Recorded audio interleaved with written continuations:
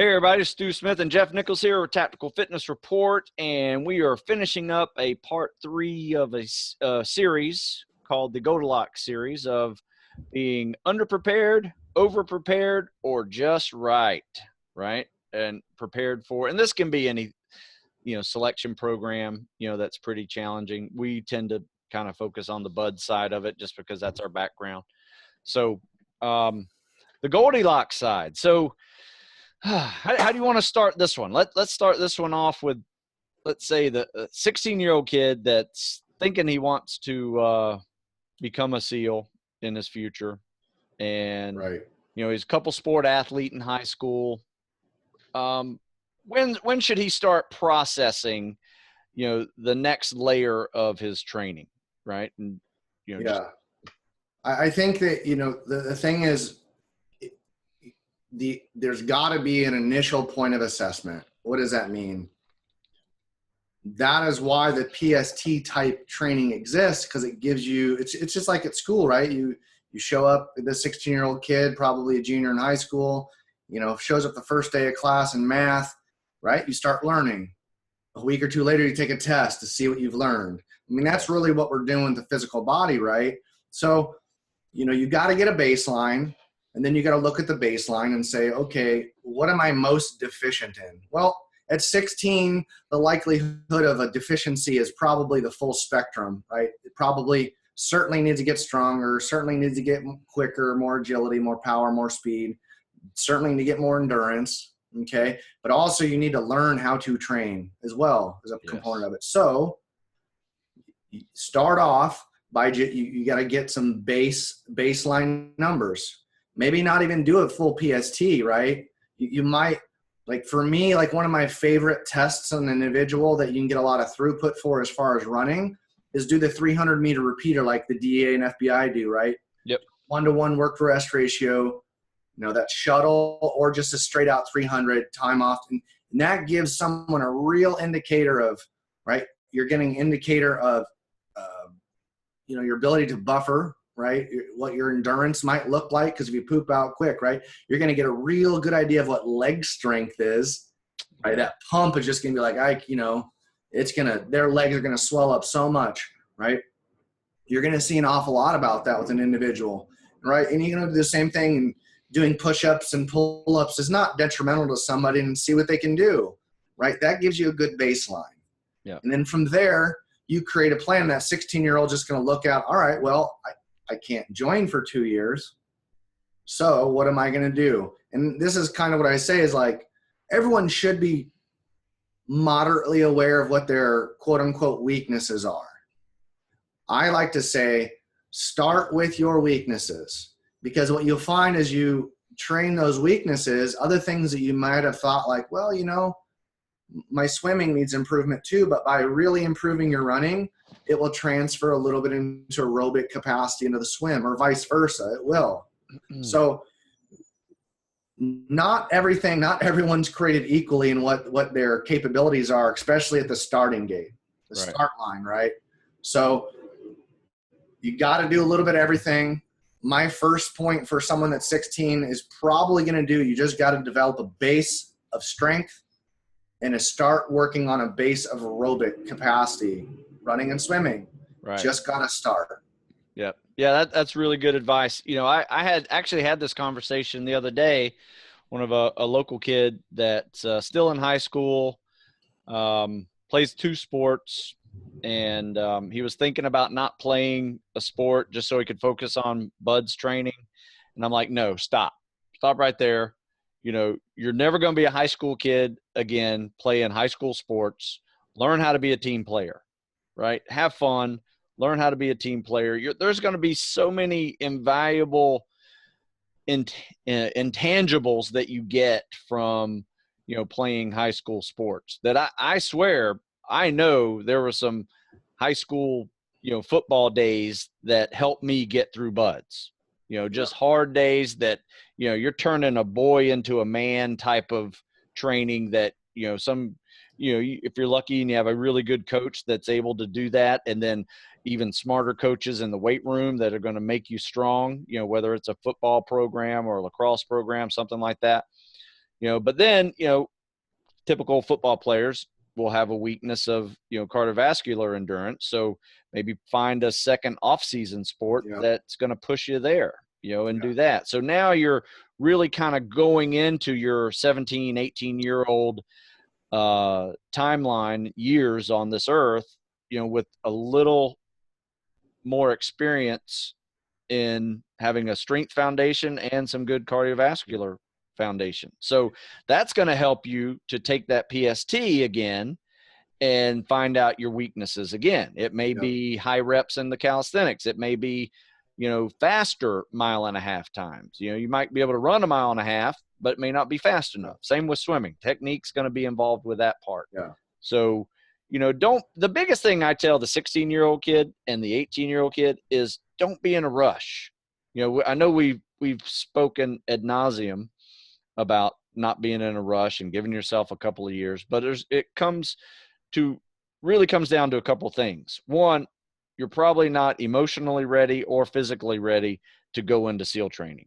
That is why there are 60 to 75% of the class does not make it, at SEAL training, is because most of the 200 people that are in that initial BUDS class are 18, 19 years old. Some of them 17. Yeah. I was shocked at how many teenagers were in our BUDS class when we started. And then I was even more shocked about how many weren't after Hell Week.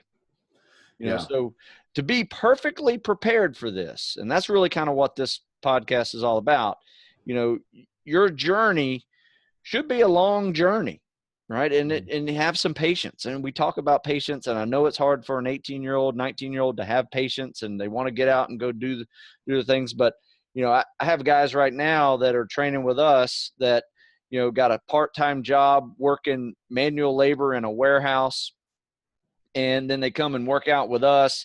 They probably get a little second lift in later in the day. They are preparing themselves to get through BUDS now. They've already aced the PT test that they can, to the point where they need to do it, right?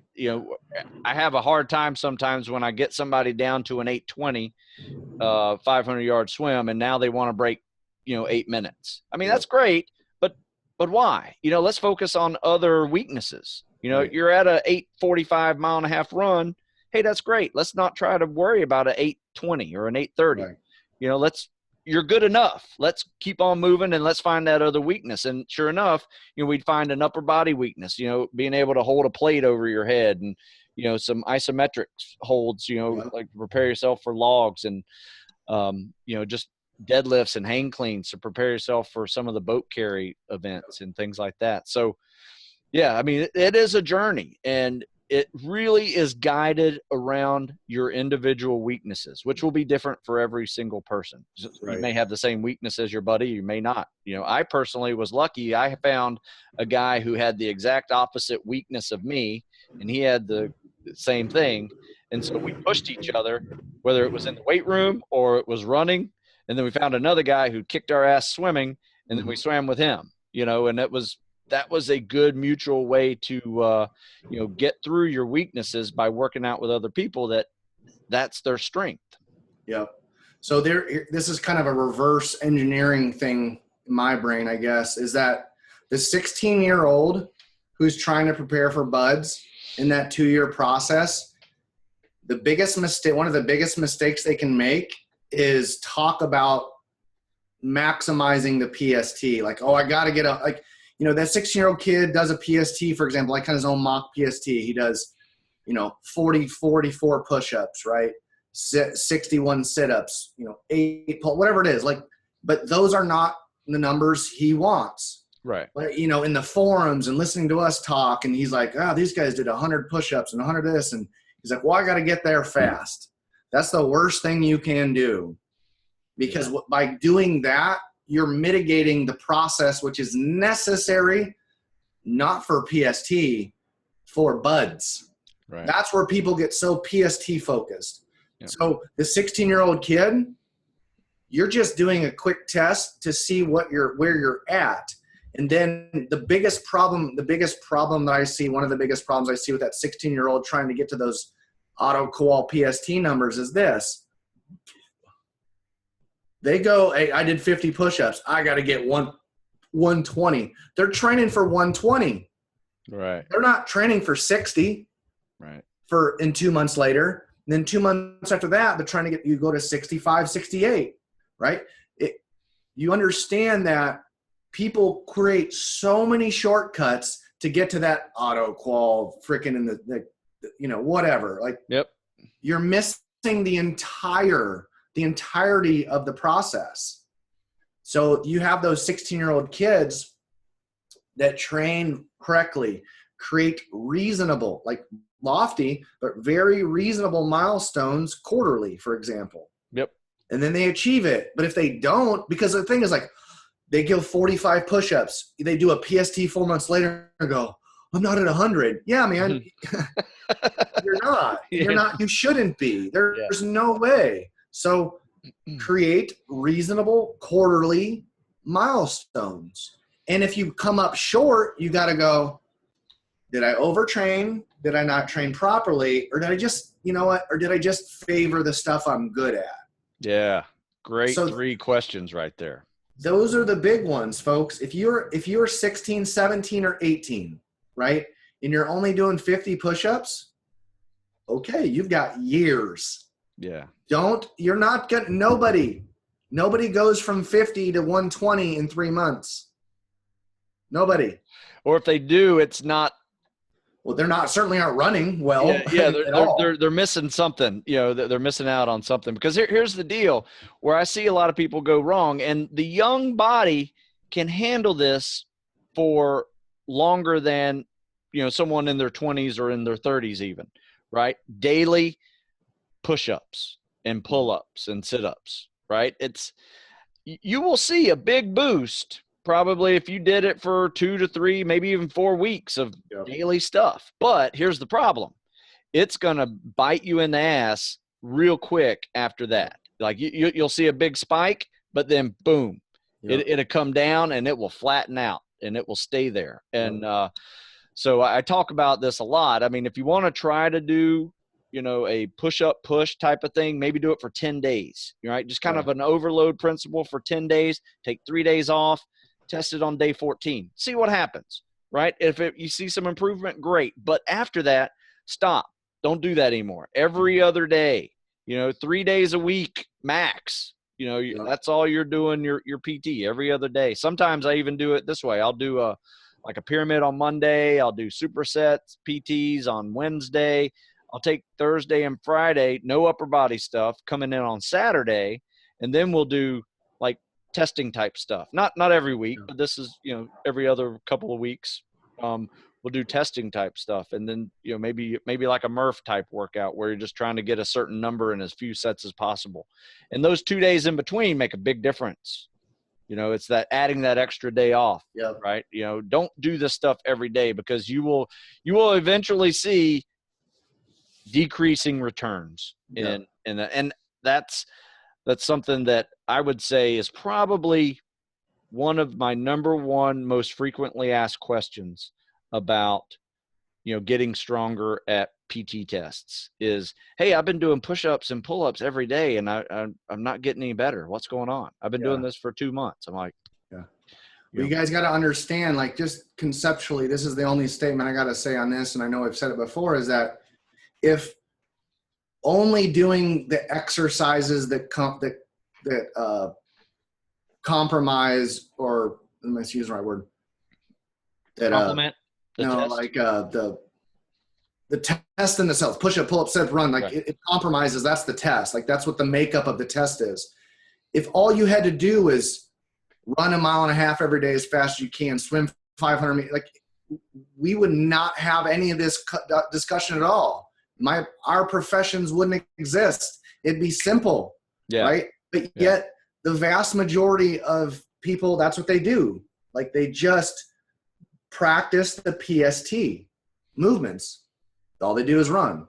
All they do is push-ups. All they do is sit-ups or some variation of them it doesn't work.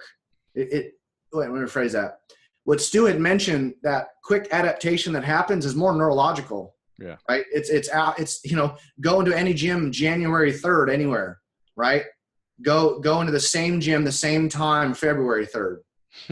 Everyone's gone, right? They had this huge spike and like, yeah, I've lost weight, I've gotten stronger. And then, but that has nothing really to do with the muscle skeletal system. Right. It's neurological. It's a nervous system making this quick adaptation. It's a learning. And then once you learn, then the adaptation then becomes the challenge, the plateau. Right. So the perfect athlete, right, is, the person that's constantly making these small gain, right? What ends up happening is they never don't make improvements. You know what I mean? Yep. That's what happens is they're like, wait a minute, like I've been training for a year and seems like every week I'm getting, yep, you are.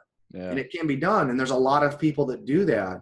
And they recognize that these improvements that they're trying to make, they're allowing the timeline that they put themselves in, that year, 2 year, whatever it is, they go, that's what I'm looking at. I'm looking at 2 years from now. Instead of like instant gratification, oh man, I'm going to Buds in 3 months, I'm going to be at 100 push-ups and run a 650. And you're like, nope. Yeah. You're not. Yeah. You know, a good way to explain this too is, you know, with patience once again, but, you know, the perfect athlete, you know, or the perfect pre-Bud student as we're discussing in this show is, you know, really kind of compare it to like if you want to lose weight and you want to lose weight well, right? You're going to lose weight at about 1 pound to 2 pounds a week. Yep. Right. That may not feel like a whole lot at the end of the week. You drop 1 pound, drop 2 pounds. Where it makes a big difference is at the end of the month, where that is now 8 to 10 pounds. Yeah. Right. And you take it another notch, another 2 months, you've lost another 10 pounds, you know? So, you know, you have to be patient with your timeline too, because, you know, your increases or decreases, you know, in weight, or your increases in weight, if you're trying to gain weight, or your increases in, you know, reps and decreases in time, all of those come with time, right? You just got to be a little more patient with it. So I would say, you know, kind of top off the perfect student who's preparing, you know, properly for Buds, got the good foundation through, you know, a couple of years of playing sports, maybe takes another year or two after high school to prepare, or like finish the full 4-year degree, playing something during the seasons of intramurals or whatever varsity sport you want to do, but then, you know, taking the off seasons to really kind of focus on your weaknesses that your sport's not providing. You know, that's going to be a weakness, you know, on, you know, the sand at Buds. And, you know, just slowly moving that peg forward. And what I've always recommended is this, right? Let's master this PST and master it soon. Get it over with so we can like have a bad day and you can go into that recruiting office and pass a PST on day 1 or day 20 or day 40 or whatever. You're always going to be able to pass that. But you're now able to focus on getting through Buds than just this PST, and you now can, you know, build a stronger body to, you know, handle the boats and the logs, and you're swimming with fins, you know, 2 miles at a time, you know, easily. You are able to run 4 miles at a fast pace. You know, you don't have to run it at, you know, a 6-minute mile pace either. You know, you don't have to hit a 24-minute 4-mile run. That's ridiculous. If you do that at Buds, you're going to be top 1 or 2 persons in the class, right? You know, but if you can hit 27, you know, 26, 30, you're still going to be in the top 25%. You know, most people are hitting 28, 30s, you know, on those 4-mile timed runs. So, you know, there is a logical progression to your successes, but at the same time, you know, there's a fine line, I guess, between, you know, what's not doing enough to prepare, what's perfect, and overdoing it. You know, like, and I just kind of touched on, you know, some of the overdoing it. You know, I this is funny. I asked a guy the other day, you know, at Buds, and of course, you know, pre-Buds, you know, so what are your goals when you hit the Buds? Like, what do you want to try to do? I mean, do you want to try to win everything? And they were like, yeah, hell yeah, I want to win everything. I said, that's a good attitude. right? It's a good, just not a good strategy. just not a good strategy. I mean, you want to be competitive. You want to be competitive with yourself, you know, your personal best. Absolutely. But, you know, there are some things, and I never like to say this. There are some things not meant to be done at 100%, right? Of what your capabilities are, because buds is a 6-month process. If you go in the first week of buds, blow away your 4-mile timed runs and, you know, 24 minutes and your ocean swims and 45 minutes and, you know, you're just killing it. You're number one in the class and everything. That's great. Well, eventually that's going to start catching up to you, right? And you're going to start seeing things just kind of fall apart, right? And that happens the same way with your training. Buds is meant to break you down, right? So go in there and have a strategy to how you're going to get through buds as well. I don't mean take it easy. That is not what I'm saying. You're not going to make buds easy ever, right? But don't kill yourself either on day one. You have a throttle modulator. Yeah. Okay. But, you know, so my last kind of thought is that, you know, talking about the PST stuff about this individual, the individual that shows up to buds ideally prepared is the individual that didn't spend the majority of his time training for the PST. Amen. Like that's a huge indicator, right? And that's the conflict I have inside of me when I hear about mentors, is they're geared almost entirely towards PST training. And that is not, if you're training for buds properly, right? And Stu already basically said it, you should be able to pass your PST whenever. Yeah. Like a drug test. Right. The buds is not PST, right? Buds is buds. PST is the gate. But that's the problem. The problem is if you train only for the PST, you will not be prepared for buds. If you train for buds, you will always be ready for the PST. Yes. And you know, here's one of the other things where they kind of get you at the recruiter's office is you come in there at 18, 19 years old and you're not quite ready. You maybe you've never taken the PST before. And they say, well, yeah, don't worry about that because we'll train you up. You know, we have SEAL mentors here that you can work with the SEAL mentors. Well, here's the problem. I mean, I love the SEAL mentor program. I think, you know, for the most part, they're needed, right? But here's the problem. That SEAL mentor, if he's a Philadelphia region area, he's got to go out to York. He's got to go out to almost to Pittsburgh. He's got to go to Baltimore. He goes to Delaware. You know, he has a route that he's going to be going to test people. And, you know, if he's a good one, he's also doing other things besides the PST to prepare them. But the best you're going to do is see him once every 2 weeks, you know, or maybe every week if you can. I don't know. But that's the problem. You don't need to join, you know, sign in delayed entry program, right? Having, you know, no preparation whatsoever. You know, sign that delayed entry program when you are freaking ready to go crush that PST. And because you got to treat this like your job interview. I know you and I have said this many, many times. This is your job interview. It's probably the first SEAL you've ever met, and you're going to take a PST with this guy. Yep. Right. And that's the door to get to this job. Right. And you show up, you're going to either be in the passing group or the failing group. Now that passing group has another group, you know, that auto qual group, or the persons that, you know, show up there on day one and really don't ever have to take the PST again. They're golden. Right. And they probably get a date to go to buds in the next, or boot camp in the next month or two, you know, whereas these other guys are perpetually circling every week, every 2 weeks, whatever it is, taking the PST, you know, maybe working out on their own, maybe not, you know, because the mentor's busy. He's got other training areas to go. You can't just work out with this guy every day of the week. You know, it's not made that. The system's not made to do that. No, and that's the thing is I had an email, and I know you've had one too like this. I had someone email me from the South Florida district, and he ended up dropping out of debt and joined the Army. He had done 17 PSTs in like 3 months. Wow. 17.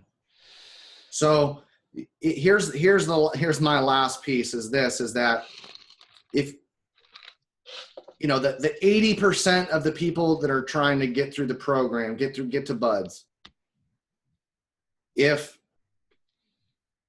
me say that over. If you've been training for a while and you're still struggling with the PST, you're not doing it right, because the person that is ideally prepared for buds gives the PST no thought. Right.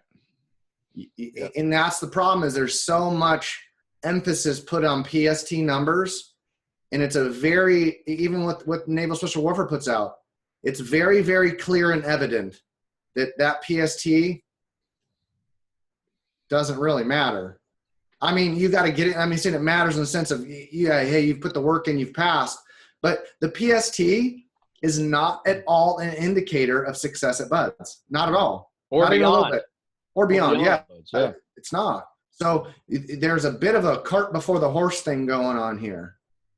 It's PST this and PST. If you're training correctly, someone should just, like Stu said, hey, you're going to do the PST right now. Okay, let me go get my running shoes and get some water. Right. That's what it should be. Yeah, take it any day. In fact, I got guys that did go do a workout with me in the morning, and then they go, yeah, I got a PST later today with my mentor. I'm like, wow. He goes, yeah, I can't let the PST mess up a good workout. I'm like, yeah. You're ready, bro. You are ready. You know, and he was one of those guys that we talk about, that construction. He work out with me a couple hours in the morning, construction the rest of the day, right? Yep. Come back the next day. You know, I mean, he's a SEAL now, you know. Yep. And so if you, yeah, if you got, here's the thing. Mentality. If you are worried, concerned, still working after 8 months for your PST, you need to completely reevaluate what you're doing. And that's the truth. Like, if you've been training for the PST or buds, if you've been training, whatever you want to call it, like, yeah. Because again, the test is the PST. If you've been training for that thing for more than 6-7 months and you still can't pass it, your training is not right. Yeah, there's something wrong. Yeah. Yeah.